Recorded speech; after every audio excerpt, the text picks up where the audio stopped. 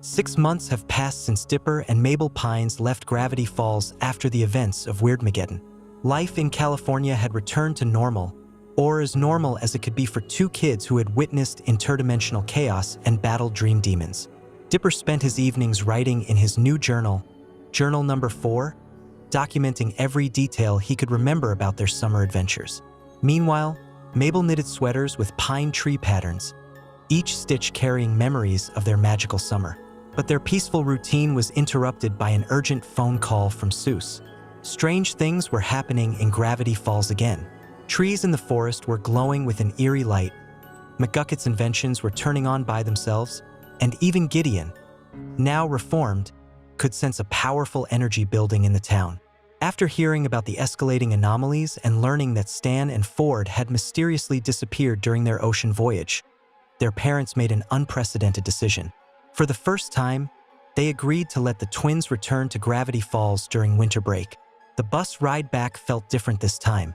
Snow covered the familiar landscape, and both twins seemed more mature, more prepared for whatever mysteries awaited them. When they arrived at the Mystery Shack, they found it glowing with the same strange energy affecting the rest of the town. Seuss welcomed them with worried hugs, and Wendy quickly explained the situation. The anomalies were concentrating around one specific location, the exact spot where Bill Cipher's statue had once stood in the forest. Gideon burst through the door, panic in his eyes, confirming their worst fears. Something was definitely stirring at that cursed location. The team quickly prepared for an expedition, Dipper with his journal, Mabel with her bag of gadgets, Seuss with his trusty flashlight, Wendy with her hatchet, and Gideon with a glowing crystal that seemed to react to the mysterious energy. As they ventured into the snowy forest, the air grew warmer with each step toward their destination. Soon, they could see a soft golden light glowing through the pine trees ahead. Not the menacing red of Bill's power, but something entirely different. "Whatever's waiting for us out there," Dipper said, gripping his journal tightly. "We're ready for it. Gravity Falls is calling us to a new adventure, and this time, we're not running away." The team moved forward together, united and determined, ready to uncover the next chapter in Gravity Falls' endless book of mysteries. 2 weeks have passed since Dipper and Mabel discovered the mysterious golden energy at Bill Cipher's former statue site. The twins have been monitoring the phenomenon daily, documenting its patterns in Journal Number 4. Unlike the chaotic red energy of Bill's previous manifestations, this golden light seems peaceful, almost welcoming. The townspeople have begun to change. Those who venture near the forest clearing report feeling unusually optimistic and creative. McGucket's inventions work better than ever. Lazy Susan's cooking has improved dramatically, and even the normally grumpy townspeople seem friendlier. Everyone agrees that whatever this golden energy is, it's making Gravity Falls a better place. But Dipper isn't convinced. Something about the energy feels too perfect, too convenient. When he voices his concerns to Mabel, she dismisses them as paranoia. "Dipper, for once, can't we just accept that something good is happening?" she says, her eyes reflecting an unusual golden gleam. The first Rayall warning comes from Gideon, who arrives at the Mystery Shack in a panic. His mystical abilities have been going haywire, showing him fragmented visions of a familiar triangular silhouette lurking within the golden light. "It's him," Gideon whispers, trembling. "Bill's still here, but he's different, smarter." Dipper realizes with growing horror that the golden energy isn't healing Gravity Falls. It's Bill Cipher's most sophisticated trap yet. The dream demon learned from his previous defeat. Instead of announcing his presence with chaos and terror, he's using the appearance of benevolence to slowly influence the town's inhabitants, making them willing participants in his return. The evidence becomes undeniable when Dipper notices that everyone affected by the golden energy has developed the same subtle mannerisms. A particular way of tilting their head, a specific laugh, and most disturbing of all, they all occasionally speak in unison without realizing it. Bill isn't just trying to return. He's creating a hive mind, turning the entire population into extensions of himself. When Dipper tries to warn Seuss and Wendy, he discovers they're already too far gone. Their personalities remain intact on the surface, but underneath, something else is pulling the strings. They smile too widely when they tell him everything is fine, and their eyes flash gold when they think he isn't looking. Even Mabel is beginning to succumb. She started incorporating impossible geometric patterns into her knitting, and she hums melodies that sound suspiciously like the backwards messages Bill used to hide in his communications. When Dipper confronts her about it, she laughs it off, but for just a moment. Her voice carries an echo that makes his blood run cold. Desperate and running out of allies, Dipper retreats to the Mystery Shack's basement with journal number 4. As he flips through its pages, searching for any information about Bill's methods, he notices something terrifying. The journal's entries about their previous encounters with Bill are slowly changing, rewriting themselves to paint the dream demon in a more positive light. The answer comes to him in a flash of insight. During Weirdmageddon, when Bill possessed him, Ford and Stan's memory gun created a unique neural pattern in his brain, a kind of psychic scar that makes him resistant to Bill's influence. But that resistance won't last forever, and he's completely alone. As the golden light outside grows brighter and more townspeople gather around the forest clearing like moths to a flame, Dipper makes a desperate decision. He needs help from the only people who have ever successfully defeated Bill Cipher before, his great-uncle Stanford and Stanley Pines. The episode reaches its climax as Dipper watches from the Mystery Shack's window. The entire town has gathered in the forest clearing, standing in perfect geometric formations around the golden light. They begin to chant in unison, their voices harmonizing in a way that's both beautiful and deeply wrong. "We welcome you back," they say as one. "We are ready to serve." The golden light pulses, and for just a moment, Dipper sees it, a familiar triangular shadow at the heart of the radiance, growing larger and more solid with each passing second. Bill Cipher is almost ready to return, and when he does, he'll have an entire town of willing servants at his command. "I'm sorry, Mabel," he whispers, looking at his sister's sleeping form. The golden gleam in her eyes is stronger now, and he knows he's running out of time. "I'll save you. I'll save everyone. But first, I need to find Grunkle Stan and Great-Uncle Ford." As Dipper slips out into the night, avoiding the golden-eyed townspeople who patrol the streets, he doesn't notice the journal in his backpack beginning to glow with the same ominous light. Bill's influence is spreading, and even Dipper's resistance may not be enough to stop what's coming. 3 days have passed since Dipper escaped Gravity Falls. Using every resource he could find, stolen boats, hitchhiked rides, and his own determination, he's finally tracked down the Stan of War II somewhere in the frigid waters off the Alaskan coast. The research vessel appears through the morning fog like a beacon of hope. Dipper's voice is hoarse from exhaustion as he calls out across the water. "Grunkle Stan, Great-Uncle Ford. It's me, Dipper." The twins emerge from the ship's cabin, initially delighted to see their great-nephew, but their joy quickly turns to alarm when they see his desperate condition. "Kid, what are you doing out here?" Stan demands, pulling Dipper aboard. "You're supposed to be safe at home with Mabel." Ford immediately notices the terror in Dipper's eyes and the way his hands shake as he clutches journal number 4, which still glows faintly with that ominous golden light. Between gasping breaths, Dipper explains everything. Bill Cipher's return through deception rather than chaos. The golden energy that seemed benevolent but was actually a trap. How the entire town, including Mabel, has fallen under Bill's influence, their minds slowly being absorbed into a collective consciousness controlled by the dream demon. Ford's face grows pale as he examines journal number 4. "The entries are rewriting themselves," he whispers, watching the text shift and change on the pages. Bill's influence is spreading even through the journal's connection to the other volumes. "This is worse than I feared." Stan, trying to process the magnitude of the situation, asks the question they're all thinking. "So what you're telling us is that Bill has basically turned our entire town into his personal army, and we're the only ones who can stop him?" "Not just our town," Dipper replies grimly. "If Bill succeeds in Gravity Falls, he'll have a template for how to take over anywhere. He's learned from Weirdmageddon.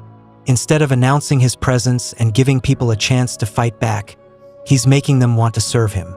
The journey back to Gravity Falls takes 2 days of non-stop travel. Ford works frantically to shield their minds from Bill's influence using a combination of metal plates and mystical symbols, while Stan pushes their boat's engine to its absolute limit. As they approach the Oregon coast, they can see the golden aurora dancing across the sky above their hometown, beautiful and terrifying. Gravity Falls looks peaceful from a distance, but as they get closer, the wrongness becomes apparent. The townspeople move in perfect synchronization, their daily routines carried out with mechanical precision. Children play games in exact formation. Adults work with eerie efficiency. Everyone's eyes hold that same golden gleam. It's like they're all sleepwalking, Stan mutters, watching through binoculars as the townspeople go about their business.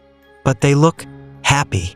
That's what makes it so insidious, Ford explains. Bill isn't torturing them. He's giving them what they think they want: purpose, belonging, freedom from doubt and conflict. They don't even realize they've lost their free will.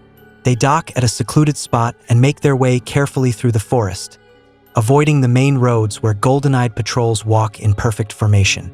The mystery shack stands empty, its windows dark. Mabel's knitting supplies are scattered across the floor, abandoned mid-project when she joined the collective. "We need to get to my bunker," Ford whispers as they observe the town from the treeline. It's the only place that might still be shielded from Bill's influence. If we're going to have any chance of saving everyone, we need to understand exactly how his new method works. The underground bunker feels like stepping into another world. The moment they close the heavy metal door behind them, the oppressive feeling of being watched lifts.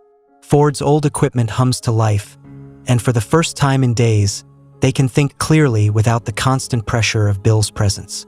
Ford immediately begins analyzing samples of the golden energy that Dipper collected, while Stan examines the security monitors showing the town above. "Look at this," Stan says, pointing to a screen. "They're all gathering in the town square, every single person. On the monitors, they watch as the entire population of Gravity Falls assembles in perfect geometric patterns.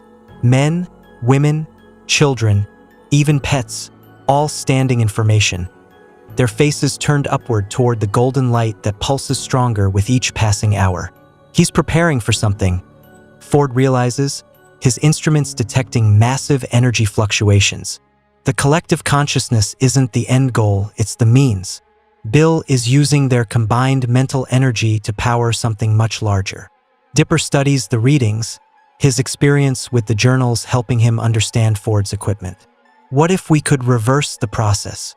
Instead of Bill drawing energy from their minds, what if we could use that same connection to restore their memories?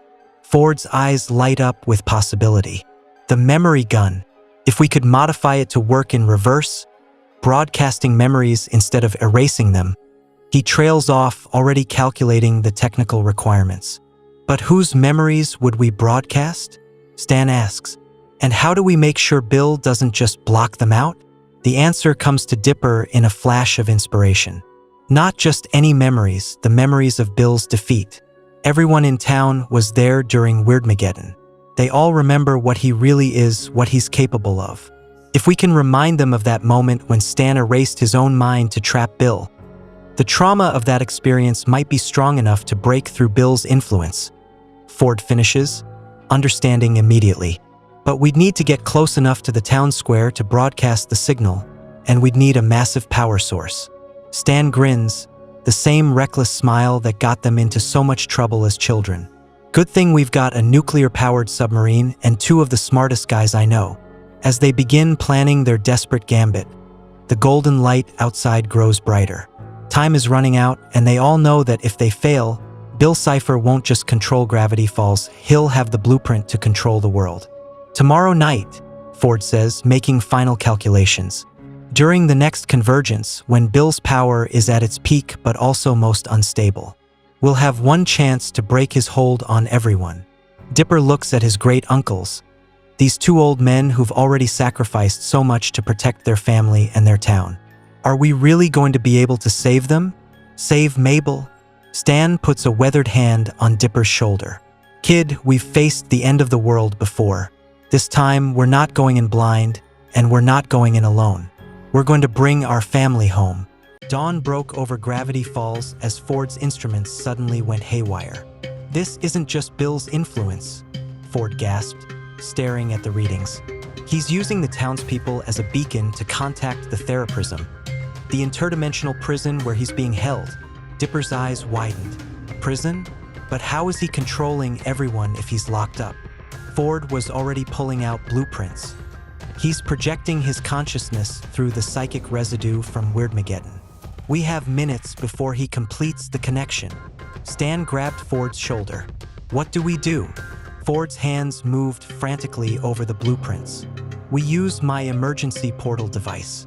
It's been ready for years, a targeted gateway that can breach dimensional barriers without causing a rift. The golden light outside pulsed faster, more urgently. He's almost through, Ford shouted, assembling the compact portal device with practiced precision. The machine hummed to life, its crystalline core glowing with interdimensional energy. Wait, Dipper said. We're actually going into an interdimensional prison? Ford nodded grimly. The Theraprism exists outside time and space. It's where cosmic criminals are rehabilitated. Bill's using it as his base of operations. Stan cracked his knuckles. Well, if Triangle Boy wants to play prison warden, let's show him what real wardens look like. The portal device sparked and whirred, reality beginning to bend around its edges. Ford input the final coordinates. The Theraprism's location is here. The portal tore open with a sound like reality itself screaming. Beyond the swirling vortex, they could see a massive structure floating in an endless void, part prison, part hospital, all nightmare.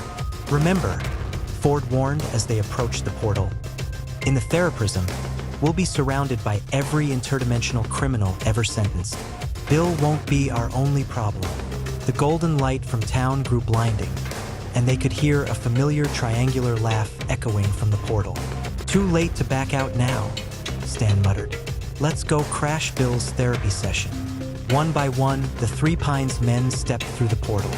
Dipper went first, his heart pounding as he crossed into the void between dimensions. The moment they emerged on the other side, they found themselves in a sterile white corridor lined with cells. Each cell contained horrors beyond imagination, creatures that had terrorized entire galaxies, now supposedly being rehabilitated. And somewhere in this maze of cosmic justice, Bill Cipher was waiting. Welcome to the Theraprism, came a familiar voice over the intercom system. But it wasn't Bill's voice. It was distorted, multiplied, as if spoken by 1,000 throats at once. I've been expecting you, Pines family, though I must say, you're just in time for my graduation ceremony. Ford's face went pale. Graduation ceremony? The voice laughed, and now they could hear Bill's distinctive cackle mixed in with the others. Oh yes, Stanford, I've been a very good patient, and good patients get to leave. With a few new friends, of course. Alarms began blaring throughout the facility. Red lights flashed as cell doors started opening one by one. You see, Bill's voice continued, I didn't just learn to project my consciousness back to Gravity Falls. I learned to project it into my fellow inmates. And now, we're all going home together. The Three Pines men found themselves face to face with their greatest challenge yet. They had entered the Theraprism to stop Bill Cipher, but instead, they had walked directly into his trap. The interdimensional prison was about to become a launching pad for the greatest jailbreak in cosmic history. As monstrous roars echoed through the corridors and reality itself began to crack around them, Ford whispered, "What have we done?" The portal behind them flickered and died, cutting off their escape route. They were trapped in the Theraprism with Bill Cipher and every cosmic horror he had convinced to join his cause. The fate of not just Gravity Falls, but the entire multiverse, now hung in the balance. And somewhere in the chaos, Bill Cipher's laughter grew louder, more triumphant. The real battle for reality was about to begin.